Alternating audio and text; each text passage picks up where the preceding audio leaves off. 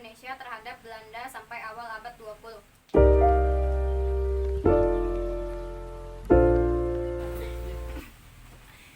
Satu, Perang Padri. Perang Padri diawali dengan konflik antara kaum Padri dengan kaum adat terkait pemurnian agama Islam di Sumatera Barat. Kaum adat masih sering melakukan kebiasaan yang bertentangan dengan Islam, seperti berjudi mabuk-mabukan. Kaum Padri yang terdiri dari para ulama menasihati kaum adat untuk menghentikan kebiasaan tersebut. Kaum adat menolaknya sehingga terjadi perang yang berlangsung tahun 1803 sampai 1821. Perang diakhiri dengan kekalahan kaum adat. Kondisi tersebut lalu dimanfaatkan Belanda untuk bekerja sama dengan kaum adat guna melawan kaum Padri.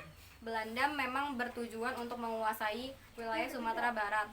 Salah satu tokoh pemimpin kaum Padri adalah Tuanku Imam Bonjol.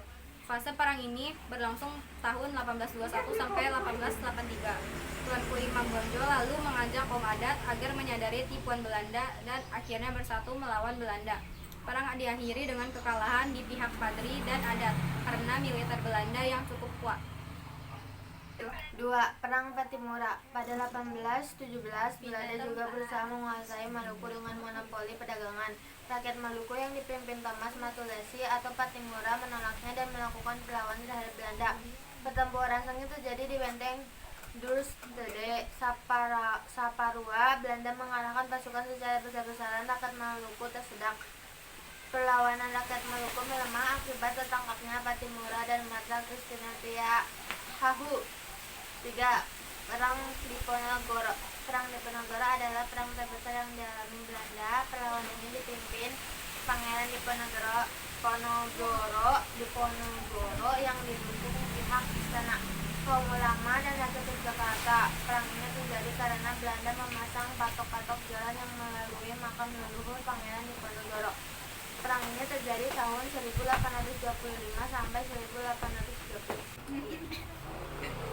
Pada tahun 1827, Belanda memakai siasat perang bernama Benteng Stelsel, yaitu setiap daerah yang dikuasai didirikan benteng untuk mengawasi daerah sekitarnya. Antara satu benteng dan benteng lainnya dihubungkan pasukan gerak cepat, sehingga ruang gerak pasukan Diponegoro dipersempit. Benteng Stelsel belum mampu mematahkan serangan pasukan Diponegoro. Belanda akhirnya menggunakan tipu muslihat dengan cara mengajak berunding Pangeran Diponegoro. Padahal sebenarnya ini berupa penangkapan. Setelah penangkapan gerak pasukan Diponegoro melemah, Belanda dapat memenangkan perang tersebut, namun dengan kerugian yang besar karena perang tersebut menguras biaya dan tenaga yang banyak. 4. Perang Jagaraga Bali. Perang ini terjadi akibat protes Belanda terhadap hak tawan karang, yaitu aturan yang memberi hak kepada kerajaan-kerajaan Bali untuk merepas kapal asing beserta muatannya yang terdampar di Bali. Protes ini tidak membuat Bali menghapuskan hak tawan karang, sehingga perang kukutan habis-habisan antara kerajaan-kerajaan Bali yang dipimpin Ki Gusti Ketut Bilantik dengan Belanda terjadi. Belanda berhasil menguasai Bali karena kekuatan militer yang lebih unggul. 5. Perang Aceh. Perang Aceh dilatar belakangi Traktat Sumatera 1871 yang menyebutkan bahwa Belanda bebas meluaskan wilayah di Sumatera termasuk Aceh. Hal ini ditentang Teku Cikditiro, Cut Mutia, Teku Umar, Cut Nyadien, dan Panglima Polim. Belanda mendapatkan perlawanan sengit dari rakyat Aceh. Rakyat Aceh berperang dengan jihad sehingga semangatnya untuk melawan Belanda sangat kuat. Menghadapinya, Belanda mengutus Snok Hurgroje untuk meneliti budaya dan karakter rakyat Aceh. Ia menyarankan agar pemerintah Belanda mengempur pertahanan Aceh bertubi-tubi agar mental rakyat semakin terkikis dan memecah belah rakyat Aceh menjadi beberapa kelompok. 6. Perlawanan Batak, rakyat Batak.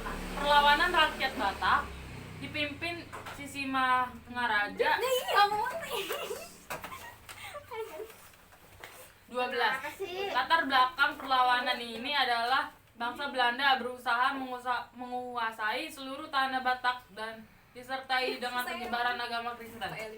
Sisingamaraja 12 masih melawan Belanda sampai akhir abad ke-19. Namun, gerakan pasukan Sisingamaraja 12 semakin menyempit. Pada akhirnya Sisingamaraja 12 wafat ditembak serbu Mersose dan Belanda menguasai tanah Batak. Perang Banjar. Perang ini dilatar belakangi oleh Belanda yang ingin menguasai kekayaan alam Banjar serta ikuti campuran Belanda dalam urusan kesulitan.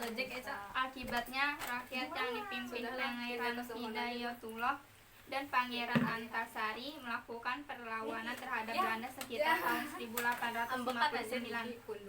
Serangkaian pertempuran terus terjadi hingga Belanda menambahkan kekuatan militernya.